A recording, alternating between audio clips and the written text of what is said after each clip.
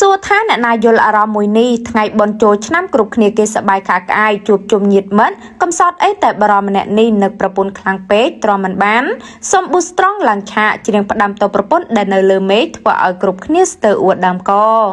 ជាការប៉ັດណាស់ថ្ងៃបនចូលឆ្នាំគ្រប់គ្នាគេជួបជុំញាតិមិត្តបងប្អូនសប្បាយខាក្អាយអស់ទុកកង្វល់ផ្លែកអីតែបរកំសត់ម្នាក់នេះបាយជាកោត្រងោលជាមួយនឹងទឹកមុខដ៏សែនស្រងូស្រងាត់បង្កប់ទៅដោយភាពសោកសៅរកោះត្រៃពុំឃើញ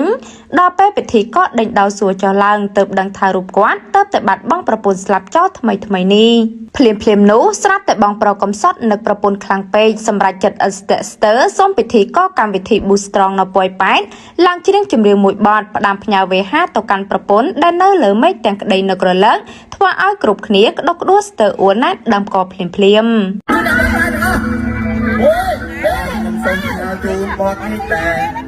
អ្នកណាដែលបានស្ដាប់សូមជួយរំលែកទុកដល់ប្រពន្ធនេះដែលទឹកស្ដាប់